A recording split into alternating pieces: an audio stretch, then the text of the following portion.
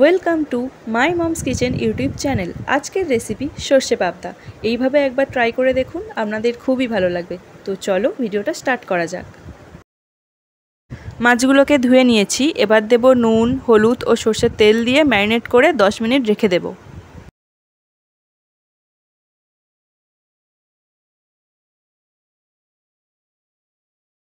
কড়াইতে তেল গরম করে নেব। এবার মাছগুলো একে একে দিয়ে ভালোভাবে ভেজে নেব। এই মাছগুলো খুব নরম হয়, তাই সাবধানে উল্টে পাল্টে ভেজে নিতে হবে। আর ওই একই তেলে ফোড়নে দেব কালো জিরে, আর দিয়ে দেব আদা কুচি। আদা কুচি একটু ভাজা ভাজা হয়ে গেলে দিয়ে দেব হলুদ গুঁড়ো, আর দেব কাশ্মীরি লঙ্কার গুঁড়ো। সবগুলো ভালোভাবে মিশিয়ে নেব। এবার দিয়ে দেব বেটে রাখা টমেটো, দিয়ে ভালোভাবে মিশিয়ে নেব।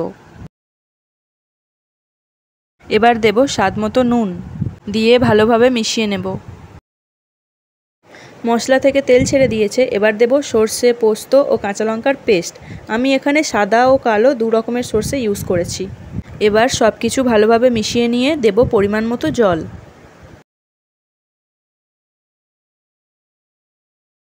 তরকারি ফুটে গেছে। এবার দেব স্বাদমতো চিনি। এবার এক এক করে ভেজে রাখা মাছগুলো দিয়ে দেব। যেহেতু মাছগুলো খুব নরম, তাই আমি এখানে কোনো রকম চামচ ইউজ করব না।